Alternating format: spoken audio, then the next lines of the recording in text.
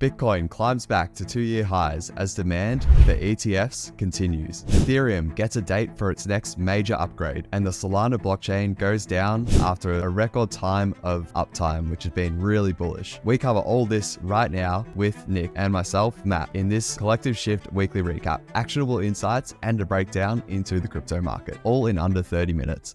As always, I'll kick things off with a market update, and then we'll get into the biggest events from the past week that you need to know about. With the prices on Bitcoin, it is very notable to kick things off with Bitcoin actually putting in its daily close here to start the week, has been its largest price of a closing for Bitcoin since December 2021, so more than 2 years ago, which is very notable for sure. We'll get into maybe why that price has risen in a bit. But yeah, we've got the overall market value of Bitcoin climbing up towards 1 trillion. And the overall market cap of all cryptocurrencies climbing up nearing 2 trillion, which is, again, very exciting as we kick things off here in 2024. Also worth noting is, the ETF sort of post-ETF slump that we saw, which we'll get into soon. It's interesting to come at a time where you're always seeing people sort of associating narratives or reasons for certain price action. It might be a bit of a lesson for us all once we do get to that conversation. But before I do wrap up the market update here, did just want to, again, give you an understanding of the macro scenario. We sort of went into this in a bit more detail last week, but I did just want to update listeners yet again that the major indices in the US continued to climb last week, we saw them hit record highs, in late January and early Feb. But once again, the S&P 500 and NASDAQ recorded all-time highs. So that's very important for you to be aware of because, we tend to see when there is an appetite for risk, cryptocurrencies historically have really ridden that wave as well. So when we do see really positive growth in the stock market, particularly sort of tech stocks and the more lower cap, riskier sort of tech stocks, that tends to be a great sort of leading indicator for crypto. So just something to take note of there. But I'll hand it over to you, Nick, because ETFs, we were talking about them all throughout 2023 to the point where it almost got a bit frustrating having to listen to it every week if you're in the crypto space. But we've seen, seen them be approved January 10th. And now the dust has settled a bit a month later. Sort of where are we at with the story for the Bitcoin ETFs? Yeah, you're right, Matt. I thought we would actually maybe talk less about it once it actually happens, but it's actually being very apparent that this is just going to be a focal point, for the next year or so as they provide a really good gauge on interest in Bitcoin in general. So I think we're just going to be giving you updates. So if you're sick of ETF stuff, I do encourage you to stick through though, because this tells us really important information around adoption interest of Bitcoin. So the biggest narrative was a lot of the sell the news, event that potentially happened. We saw Bitcoin dived a bit lower under 40,000 after the ETF was announced and passed. And in the days following, this was mainly due to a lot of sell pressure we talked about before from the likes of Grayscale, the likes of, Grayscale holders, then to the FTX estate, who was unloading a lot of sell pressure on the market.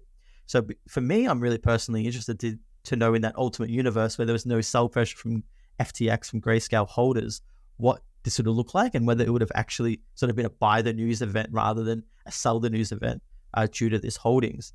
Because in the last few days and week, we've really seen these inflows pick up. I think on Feb 8th, it was the third largest influx, totaling about $400 million into these Bitcoin exchange traded products. So we're seeing a reversal. We're seeing a lot less sell pressure from the Grayscale holders, and the FTX estate sounds like they've unloaded a lot of their positions. So we're seeing those die down, and we're seeing a lot of inflows and a lot of interest still continue to hit the market. This is particularly interesting because a lot of Bloomberg ETF analysts actually come out and said that this was actually the best first month performance out of any ETF launch out of the 5,000 to 6,000 ETF launches in the past 30 years. So this is pretty unanimous in terms of it being a success and not so much a real sell the news event and kind of underwhelming, which I know a lot of commentators were kind of thinking about. Maybe they were over, exacerbated in the interest. Maybe it was just so high, nothing could meet it. But objectively looking now back a month after the ETF is announced, clearly this has been quite a successful launch, and a lot of interest that perhaps was just dwarfed out by a lot of that sell pressure that was hitting the market. Not sure what you feel about, Matt, but was this a success to you? Yeah, absolutely a success. No question about it. And you're seeing, sure. I think, I did some content on this recently, and I think it was late August. We saw that all important Grayscale versus SEC, the outcome, where, after that outcome, more or less, anyone who's watching closely really had the interpretation that, wow, like the chances of an ETF approval by the SEC have gone up dramatically. And if you look through late August through to the time of the ETF approval, there was actually an 80%, so 80% run up in Bitcoin's price. So really, look, this sell the news event, you could argue, was probably a lot stronger than, I know myself even gave it credit for. I was a lot more optimistic that we'd run up from the approval. But really, when you look at how much of those realized or unrealized profits were baked in to Bitcoin, going to Q3, Q4, a bit of selling, I suppose, was always going to happen. Not to mention, Nick, the Grayscale effect and the FTX estate getting rid of their holdings. So yeah, always a lot of factors to point at, but overall, definitely the ETF launch a success. Also saw some other softer sort of signals that when aligned with that, such as, if I'm not mistaken, the Google enabled advertising of certain crypto products. I think the Bitcoin ETFs were part of that, and obviously the advertising of the ETF issuers starting to go live on TV and whatnot throughout January and February. So a lot of softer sort of longer term signals that I think the outcome, I would tend to agree, is that it absolutely has been a success. And looking forward to sort of maybe not covering it as much in 2024, but I think if we didn't cover it at all, that'd probably be a disappointment because it would mean that it really hasn't done much. But I think we should keep updating the audience, mainly because it is super relevant to, I think, the future prospects of Bitcoin and by extension, crypto. Yeah, definitely. I know one metric I look for is that percentage of Bitcoin supply held with ETF or ETP like products, which I think looking back in a year, really excited. Maybe we could take some bets to see what that looks like and how high that measure does ring, and maybe how long it takes us to get to double figures. But that will be for another day, I think. I know you're also were looking into the contentious deal or new dealer rule that was changed by the SEC over the past week. This may have a lot of impacts on DeFi and, in the regulatory environment in the US. Maybe you can fill listeners in on why this new deal or dealer rule is so important. Yeah, so we did see a lot of crypto rulers, crypto lawyers really coming up in arms about this. The SEC, updating that dealer rule there. I haven't followed it too closely in terms of the implications of it, like the potential implications, but the lawyers are really, to be honest, like just unhappy with it and sort of pushing back. So whether their protesting will be enough for the SEC to sort of change their mind, I doubt it. But I think it's just outcome really, when you zoom out, it's just another sort of data point that the SEC really isn't taking to crypto too kindly. I didn't get into the specifics too much on this one. I just know that it has huge implications for DeFi protocols and the people who provide liquidity to DeFi. So this was a common theme I was looking at last year, and I was really interested to see DeFi platforms haven't really become too hard into the limelight. A lot of the SEC has went after other, cryptocurrencies out there. So I'm really wondering whether we're going to see DeFi come into the limelight this year and become sort of public enemy number one for the US SEC. Because with these new rulings that have happened, we even saw, I think, the US Treasury Secretary Yellen, she come out with another, directive for the US to provide updated rules and guidance for cryptocurrency. So, and they come out in the Binance ruling, which I think a lot of people missed, where they specifically called out DeFi and essentially said, if you aren't playing by the rules in the US, then be prepared for action. So I'm looking at some of those big names that are still serving US customers, whether we're going to see another big showdown, but maybe we'll have to wait and see. Hopefully nothing too big, but I'm kind of cautious about whether we're going to see some real big enforcement actions come for the rest of the year. Yeah, I think one thing that's definitely clear is that, crypto and DeFi in its current, I guess, purest form, I just really doubting that would ever become like something, it's come to fruition really, especially at scale, right? If it ends up growing, it's like multiples of what it is now. I really struggle to see DeFi continuing in its current form, which, I think for a realist, I think that's a common view that's held, but maybe for a lot of optimists in the crypto space, they think that it can continue to grow, but I think we will see a lot more regulation of just like the interfaces and whatnot, of how people interface with these permissionless protocols. I think that's really going to be the point that's targeted by a lot of regulators who want to know the identity of where money, like who is transacting of value and who is receiving value, for a bunch of different reasons. And yeah, it's an interesting point that we've been following for many years, Nick, of seeing like when this would break or when this would like come to a head. The signaling has been there all these years. The signaling has been there from a lot of authorities, particularly the US. So yeah, eventually it's going to come to a head. And I think for DeFi sort of tokens and whatnot, you've honestly seen, I think their prices almost have a ceiling on them, because a lot of the DeFi projects can't, or the DAOs even governing them, can't really come to a decision on whether to become more aggressive in their marketing or become more aggressive in how they distribute fees, for example, because they just have this regulatory uncertainty surrounding, yes, all of crypto, sure, but in particular, DeFi sector probably has the most regulatory uncertainty. And therefore, I think it's caused a lot of average people out there to not even be interested in investing in any DeFi tokens for that reason, because of that large uncertainty. So in 2024, I agree with you, Nick, that if there isn't a massive sort of like legal battle, there'll at least be continued signaling and a sign that maybe there'll be some more action maybe in 2025. But we will go here into sort of speaking of permissionless, probably one of the examples of the most permissionless blockchains out there would be Ethereum, and they've been targeting this major upgrade for a while now.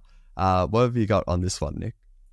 Yeah, so we finally had the third testnet deployed successfully.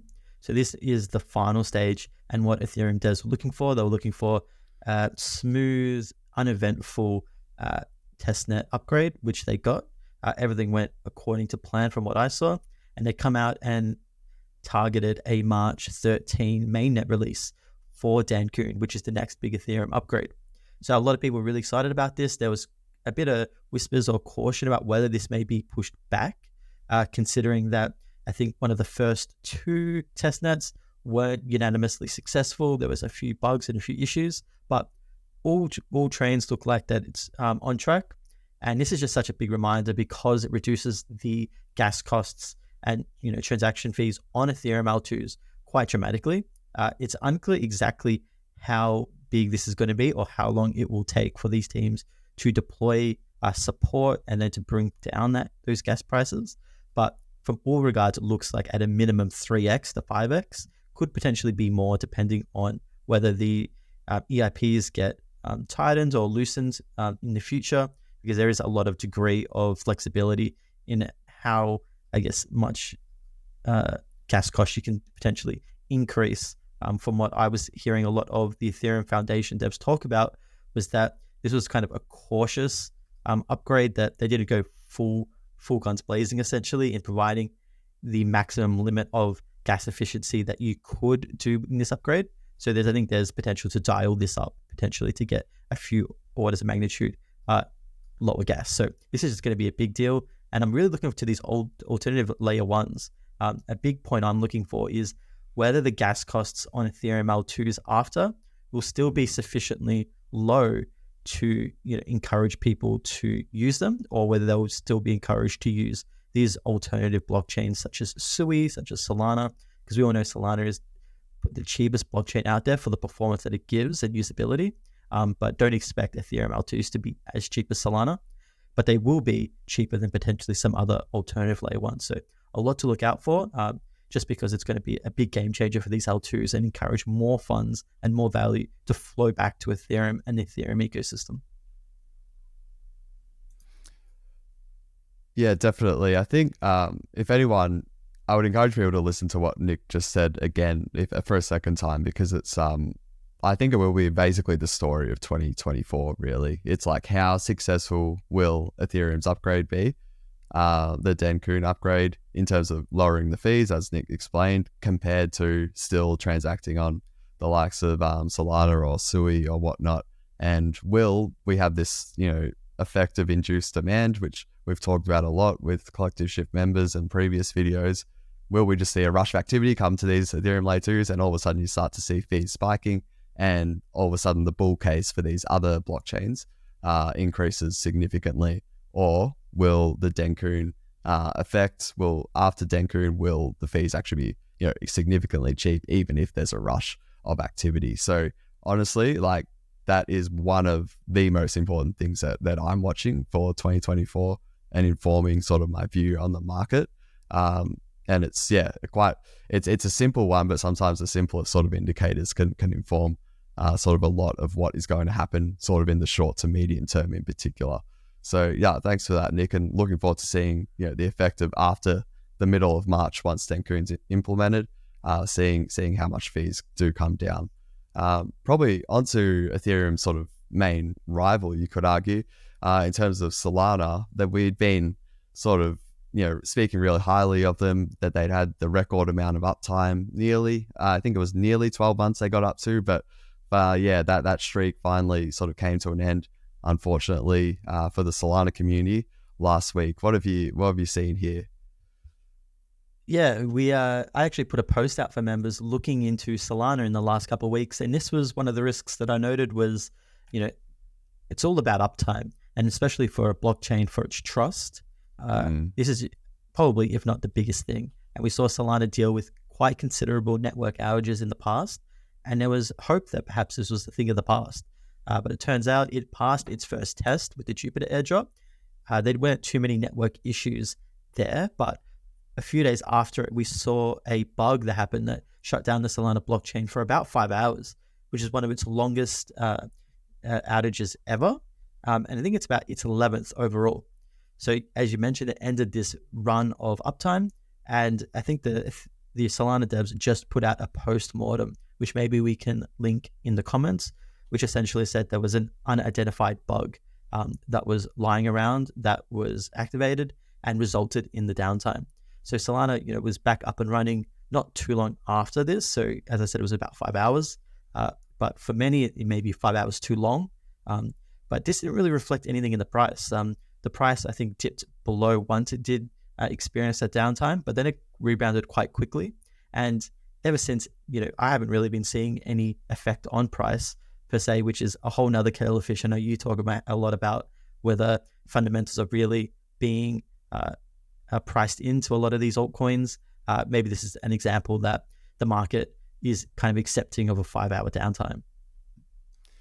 Yeah, definitely. I think it's more of a compounding thing, right? Particularly with, downtime. That was my sort of read. Like, if, I think the market has been willing to give Solana maybe a bit of a mulligan on this one sort of thing. Like, I think because of how far it has come in the past, 12 to 18 months since the FTX collapse, I think they had quite a bit of goodwill within, like, the community and the market, just because a lot of people had written it off completely, and all of a sudden it's come roaring back. So I would say if there is another outage, like, relatively soon, that's when I would expect last week not to happen again. I would expect there to actually be quite a big sell-off. But who knows? That's just my sort of opinion there. But it was interesting to see, that the price action basically be muted more or less, like, on the back of that. I think you've got the likes of these other clients sort of coming on board for Solana. So it's not like they have, they do have things to look forward to, I suppose, like any young sort of blockchain does. I suppose they do still call it a beta, don't they, actually, Solana? I did notice they were very careful to put the words beta into a lot of the communications when really? Solana beta network down, which maybe some careful, public relations there. But we have to also remember that other networks such as Arbitrum have experienced similar issues in having some network downtime or network outage. It also gets a very bit hazy on what constitutes downtime and what 100%. Is just degraded performance, quote unquote. Because Arbitrum have experienced a few issues here and there. I know Polygon didn't all have it all running their way. So there are some of these other experimental Ethereum L2 networks, which very much have their own troubles at the moment too. So it's not just a Solana thing in my mind, but probably a growing pain, and hopefully, as you mentioned, with new clients come out like Financer, which potentially could come out towards the end of the year, perhaps these new clients, just make the Solana network more robust. And these things are better to happen now than when there's, say, $1 trillion of value transacting on the network. Yeah, definitely. And again, as you said, there's so many different things that can cause outages or deteriorated performance. There was just the final thing from me is that this was not a result from my reading on this. It wasn't a result of increased activity, which is a good thing. We saw the inscriptions and whatnot happening in Q4 with basically every alternative blockchain. And as we covered on the podcast, it was almost a bit of a test for all these blockchains with how they'd go with their uptime. And some of them like Arbitrum sort of, didn't handle it too well. But Solana, from my understanding, was, well, it was definitely 100% uptime during that period. But this bug that happened was more a result of sort of just inferior sort of quality assurance, basically within the developer community of Solana, sort of, the balances and checks sort of happening within that process was really ultimately what they said was the root cause of this, and they're working to improve that. So you can spin things anyway, can't you? But I would be more worried if Solana buckled under the pressure of an instance like Jupiter the week before, where there was just tens of thousands of people all demanding to use it at once. And if it buckled then and went down, I think that would have been a lot worse than what happened last week. But obviously, any uptime is really bad, as you did say, Nick, a few minutes ago. Yeah, really, really keen to see how Solana goes, but perhaps shifting focus. I know EigenLayer, when we talk about altcoins, was probably the other big headline this week. They turned on their caps, to allow people to deposit into their platform, with TVL closing in on more than $6 billion worth of value. I know we're pretty early on EigenLayer, Matt, and you've done a few posts for members. Maybe you can, I guess, let us know about this new increase and how long you think that's going to be going for. Yeah, this was a temporary increase. They initially was going to happen in January, but they pushed it back and let some other liquid staking tokens be eligible. So I think it was open for 4 days or so. And I think the TVL, it roughly doubled from what I understand. Yeah, so close to $6 billion, as you did say, Nick. So $6 billion worth of ETH, and then also liquid staked ETH. Which is making it one of the biggest sort of pools already of staked ETH or even ETH. And we've seen other ones like Blast is another good example.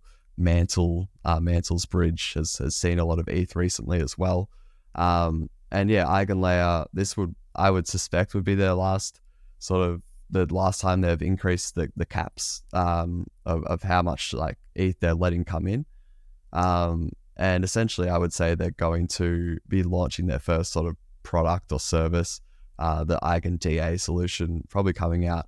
Many are expecting that to come out in the second quarter, so April, May, or June, and that would probably coincide with the mainnet release. EigenLayer has already launched on mainnet, but it would sort of see all those caps lifted off. So it's definitely caught onto a lot more people's radars since we've been covering it. I know we even did a YouTube video on it over a year ago now. And I think it's getting a lot of attention just because Ethereum is really lacking any sort of narrative at the moment. one that we talked about last week was Farcaster and whatnot with Leon, and that's definitely one that's helping. But this whole concept of restaking, I think the Ethereum community is sort of latching onto more so because there isn't all that many things that are completely new and exciting compared to maybe last cycle. While we have seen a bunch of new things coming, none of them just yet have quite hit their straps. Like gaming is probably a really notable one where there's a lot coming on the way that you can clearly see. But for now, restaking is probably one of the categories in the short term where a lot of people are getting excited about. Maybe we can get into some risks with EigenLayer because we're hitting a lot of the potential good. We're seeing how this can impact Ethereum in a positive way. Maybe more ETH is locked up, or the security is being able to borrow, which is a huge value prop for Ethereum and ETH. But there's a lot of risks here that maybe people aren't really being talked about or disclosed. I know Vitalik Buterin, founder, he talked about not wanting to overload Ethereum's consensus, and some of these restaking mechanisms may confuse validators or muddy the waters, make it less simple. Ethereum has been known to be overly complex. Now we're adding in all these different restaking measures and reusing Ethereum security. Maybe leverage can also be a bit of a dirty word. What would you say to people, just looking out for these risks and how this could potentially turn bad for Ethereum? Just maybe playing devil's advocate. Yeah, so there has been a lot of discussion in the Ethereum community over the past 12 to 18 months as restaking is becoming more of a narrative, for lack of a better term. And there has been a lot of dialogue between the founders of EigenLayer and even the core Ethereum developers, from my understanding, or even Vitalik, in terms of making sure everyone's on the same page about knowing the risks and whatnot. There is quite extensive documentation on EigenLayer's website about some of the risks associated with EigenLayer and some of the misconceptions. Many in particular for investors or everyday users out there. One thing I would emphasize is you're seeing a lot of liquid restaking protocols or liquid restaking tokens like LRTs starting to hit the market. I think Renzo is one. I think EtherFi is another one. There's many that are coming in and trying to get your attention by, high APRs or high interest rates. So they're basically asking you, hey, can you deposit your ETH with us? Or even, can you deposit your ST ETH with Lido? Can you come and take that out and redirect it here? We'll pay you a very healthy sum in terms of our native token or points that will be converted into our native token in time. One thing that EigenLayer, the team behind EigenLayer, is really trying to emphasize is to distinguish themselves from these protocols that are essentially trying to leverage. Oh, well, here's that word again, leverage. They're trying to almost ride on the success of EigenLayer in the sense that they're using the restaked ETH and then almost making derivatives off of that. And EigenLayer urges people to read and understand each individual project because their risks and security assumptions and all that can differ. And I would fully expect there to be some sort of bug or some sort of exploit in one of these LRT protocols that are building on top of EigenLayer, where people are taking on extra risks to earn more reward, but it's just a question of whether that risk to reward is justified. And I really can't see this. You're probably the same, Nick, but I think this would continue until there is quite a big blow up, if as we tend to sort of see in crypto, unfortunately. Yeah, and I guess the permissionless nature of this is you can build on top. So EigenLayer are essentially in control of what some of these other tokens are doing. So, and I'm probably with you there, Matt, that this is the natural course that things go. There's new moves that are made. Some people may take advantage or overly leverage that, and perhaps then we come back to an equilibrium. But the core restaking use, which other cryptocurrencies actually use in a different way, such as Atom, or they're sharing security, or Polkadot. So it's this common theme that is clear that may stay. But I'm with you, Matt. Definitely be careful and not go too hard on some of these new and unbattle tested platforms that are building on top. Yeah, great point, Nick. And just before we move on, I think one way to think of this really is just because a project is building on top of EigenLayer and using maybe ETH that's been restaked with EigenLayer does not mean it's the same thing as using EigenLayer. That's the most simplest way to think about it. And yeah, just because they have EigenLayer on their website and whatnot that they're using it, yeah, definitely it means you've got to picture it as a whole different project with different risks, different smart contracts and whatnot, and a lot of different ways that things can go wrong, to put it simply. So a lot we can keep talking about EigenLayer and security and whatnot, but just for time, we will keep moving on. In terms of more sell pressure coming, Nick, there can't be any more, can there? But, some Grayscale, I think there could be, but we're unsure about exactly how much it will be and how much will come at once. So Genesis, which is one of the subsidiaries of Grayscale and of Digital Currency Group, they've applied for approval to sell $1.6 billion worth of Bitcoin and Ether in their trust holdings. So this is a big number. This is going to the court, and we'll hear perhaps later this week and in the coming fortnight about whether they can sell this Bitcoin and Ethereum and how much and when. So I don't expect them to dump 1.6 billion of Bitcoin and Ether on the market right away, but we'll get a lot more understanding once this court is ruled and we can see how much they can sell. But so there might be a little more sell pressure coming in the coming months. Yeah, well said. It's definitely important to keep on top of these things. If it's not going to happen all at once, it never does. But just the pressure on the supply. One quick thing here is Mt. Gox comes to mind, which we've for years in the industry we've sort of always had it in our head just to put off talking about Mt. Gox because it's always coming. But this year it is actually coming. So there will be sell pressure for BTC, and then also Celsius. The distributions have already started, with creditors last week receiving like a portion of what they're owed. So you might even see some Celsius users just decide to throw the towel in.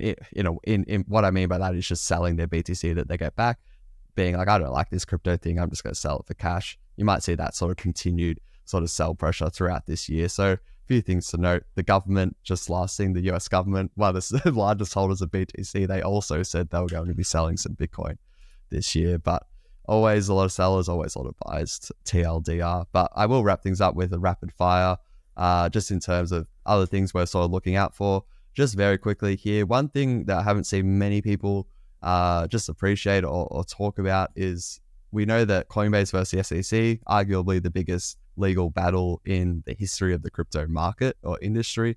We saw them file a motion to dismiss. So Coinbase filed a motion to dismiss in January, basically, going to the court saying, hey, the SEC isn't allowed to sue us for XYZ reasons. Basically, they don't have authority to do so because we're not a securities, exchange and whatnot.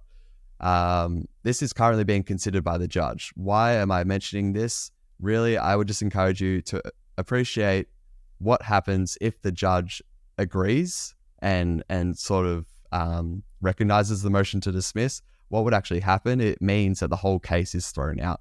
So I did a bit of digging into this last week, and it's not one of those partial things. It actually would mean the whole case is thrown out. And I would actually expect those altcoins in particular that the SEC has argued and are securities, and they did take quite a bit of punishment in the market last year after that filing. I would fully expect them to really surge higher in the case. We don't know how likely it is, but the judge may approve Coinbase's motion to dismiss. So just something to look out for, honestly. I just haven't seen a lot of people sort of paying attention to that. What have you got for us this week, Nick? I've got one of the big crypto games that finally launched in early access on the Epic Games Store, which is probably the second largest online platform to accessing your games outside of Steam. So this was Shrapnel, which is launching or has launched and tied with an Avalanche subnet. They've come out and had a 3-day weekend where they opened it up. They had about $100,000 in prizes. So that had their first, full real exposure and battle testing of, real world application of the game. So this would look like it was a success. We saw a lot of interest. I'd be keen to see what the feedback is like, how, the players went, whether you look on just how much time people spent playing it. This is a really important metric. We saw Illuvium launch at the end of 2023, and they had a really surprising amount of people actually staying on the game and playing. So I want to see if this is the same as Shrapnel. The big takeaway here is just that there is a lot of these Web3 games that are finally starting to launch. It's been a long time coming with billions of dollars of investment. Avid gamer myself, I just know how long games take to make and to finally come to market. People often don't realize that these things are like 5-10 year projects for some real big games.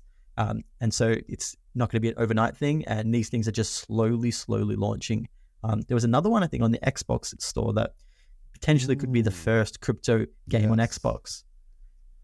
Yeah, it's extremely exciting. Yeah, extremely exciting year ahead as we've been covering. And yeah, as a non-gamer these days, like I think I always do underappreciate how long it takes and how much the resources that go into making a game. It's quite a fascinating area and how much goes into it. But we will sort of wrap things up for this week.